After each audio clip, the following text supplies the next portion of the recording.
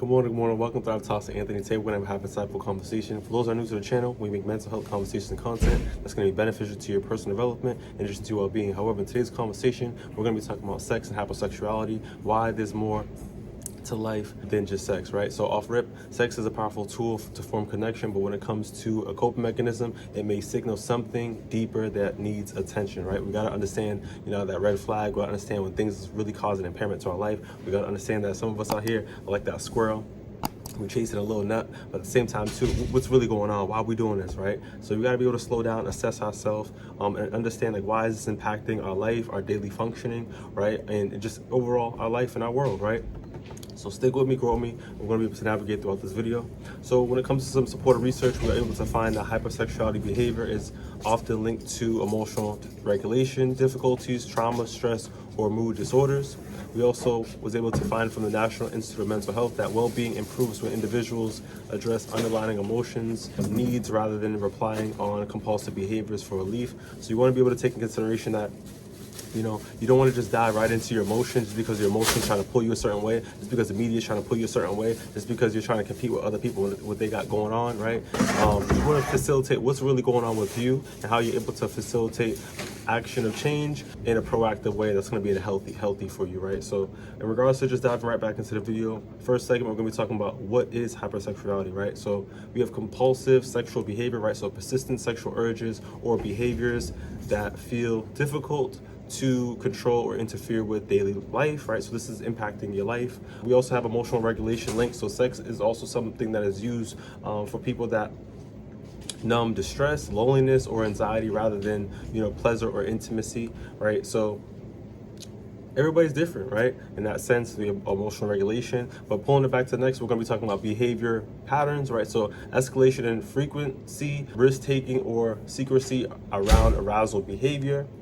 We have mind-body response in regards to that dopamine that's driven toward that reward cycle that reinforces compulsive habits, right? So it feels good the first time, and then you come back and you do it again, right? So it's like a cycle that you're in, similar to other behavioral addictions as well, as we know, and that's according to the CDC, right? Next segment, we're going to be talking about psychological effects of, hypersexuality, right? So how does this cause impairment to your life? So we have emotional burnout, right? So temporary relief followed by shame, guilt, or emptiness.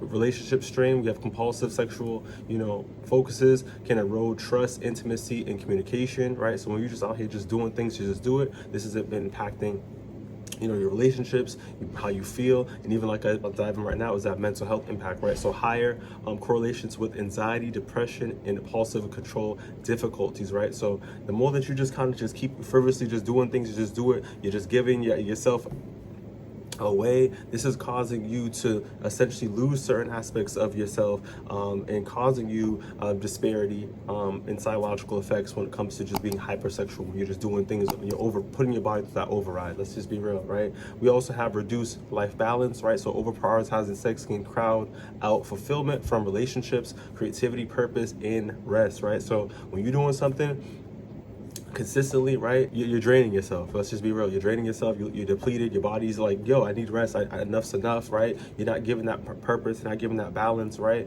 And it's causing you to, not even just for some people, they lose their hair or something like that, follicles dropping off your body, right? But at the same time, it's impacting, relationships, your purpose. So what are you here for, right? You wasn't just here to just, overuse your body. You was here to do something, right? So I really want to put that in consideration when we're talking about the effects of hypersexuality. Next segment, why hypersexuality often develops, right? Where does this come from, right? So we have unmet emotional needs, right? So desire for connection, validation, or escape. So some of us out here, we just doing it to do it. You know what I mean? I could put my hand up in two, and I'll say to myself too, being young, you're looking at the music videos, you're looking at you want to be like the cool dude, you know what I mean? And you want to be able to implement that into your world, into your life, but you don't realize what it's taking something away from you, right? The essence of who you are, right? You can still have your fun, you can still mingle, you can still, go on dates and do what you want to do, but at the same time too, what about the connection with yourself? You know what I mean? You never want to deceive yourself, you never want to lie to yourself. You really want to be able to have that validation and everything that lies within you. So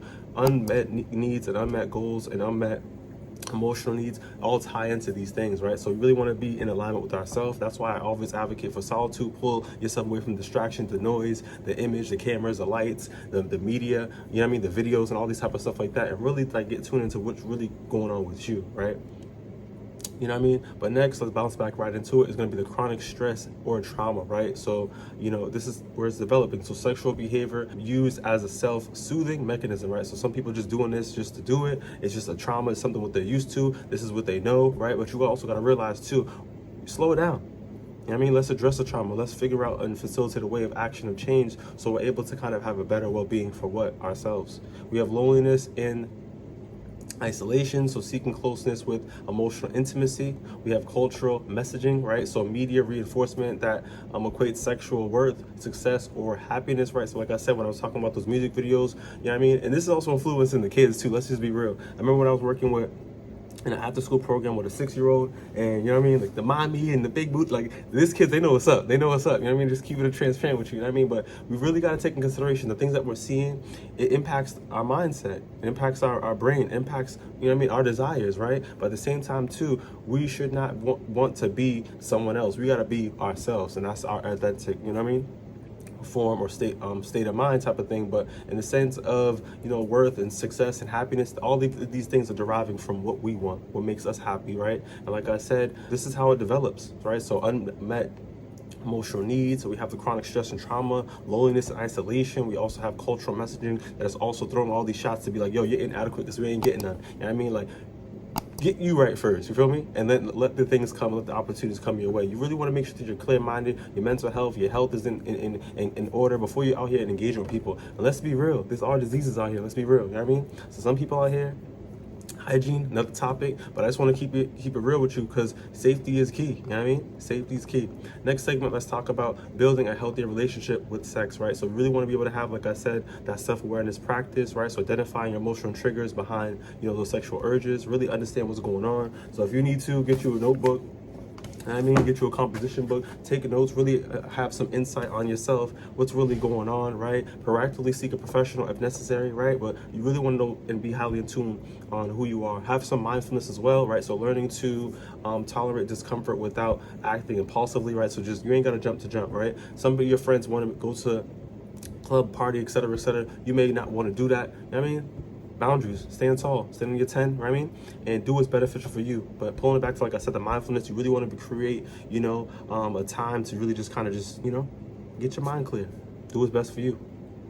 I mean, so we have emotional substitution. So developing alternative coping skills, right, is going to be able to help you, you know what I mean, break free from these impulsive behaviors, right? So movement, creativity, connection, right? So get around people, try your best to be vulnerable, be open if possible, right? So when you're talking about these things, you heal in the process, right? You're letting people know how they're able to support you, right? In that process. But trusted ones, you don't get twisted, you know what I mean? But really just be able to find your ways to do different things, get into hobbies, right? I mean, the way that you feel is highly impacted by the things that you eat, in addition to the things we put in our mind, right? So get around motivation, get around things that's going to help you get in that productive alignment, right? We have therapeutic support. Like I said, we have therapists that are here to unpack that trauma, right? In a confidential, safe space that is going to be able to talk to you about those attachment patterns, these impulsive behaviors, right? And how these things that are impacting you and how you're able to navigate with the proper treatment, right? We have value-based living, so aligning actions with personal values rather than those urges, right? So you have a goal. Is this going to help you get there, or is this going to pull you back down, right? So I really want things to help you get that alignment with the proper practice, the preparation, and that positive mindset, right? So you have to want it. This is all for you, but like I said, we got to have that self-awareness, that mindfulness, you know what I mean? Emotional substitution, doing what's best for us, therapeutic support if necessary. We all need it. You got to advocate for yourself. You feel me? You got to advocate for yourself, right? And then value-based living, what is beneficial for you? What do you want? You feel me?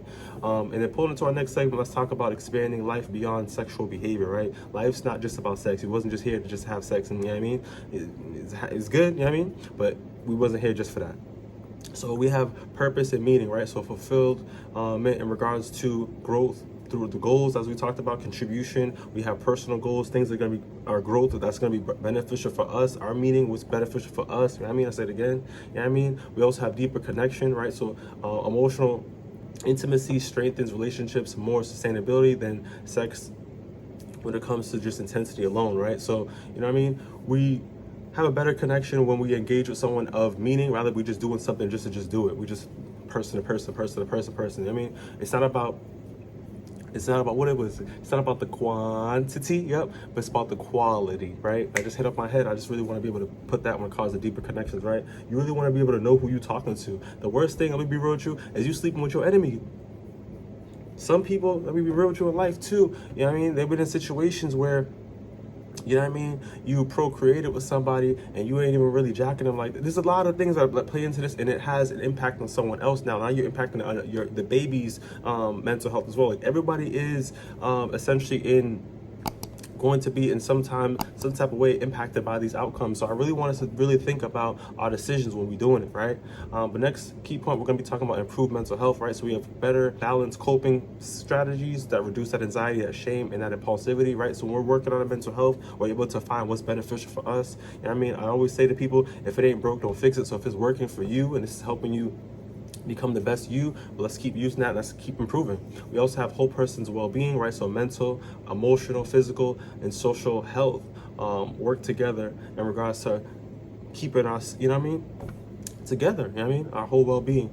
So I just really want to just make us understand in some type of way, to be able to understand, like, life is bigger than just, you know what I mean, sex. You know what I mean, we got to be able to take into consideration that, you know, we gotta have that balance. But just closing this video, right? Sex is important, but you know, it's more than, like I said, than just that desire, right? So a healthy life is not just about, you know, denying those desires. It's about, like I said, the understanding. It's about the balance, and it's about, you know, not just letting it define your worth, right? So let's wrap it up this video. Let me just dive into some research and I'm gonna let y'all go. You heard? So addressing the emotional roots of compulsive behaviors improves mental health, relationships, and self-esteem. Holistic well-being comes from self-awareness. Remember, we talked about the connection and we talked about that purpose. So it's not just one single behavior, right? But I really want y'all to be safe. Really want y'all to have understanding. Really want y'all to be well, right? Healthy, so y'all able to get where y'all need to be, right? But like I said, have your fun, stay protected, think about your decision before y'all do it, stay safe out here, you know what I mean? But like I said, there's more life than about sex, so just don't let the media and all these different things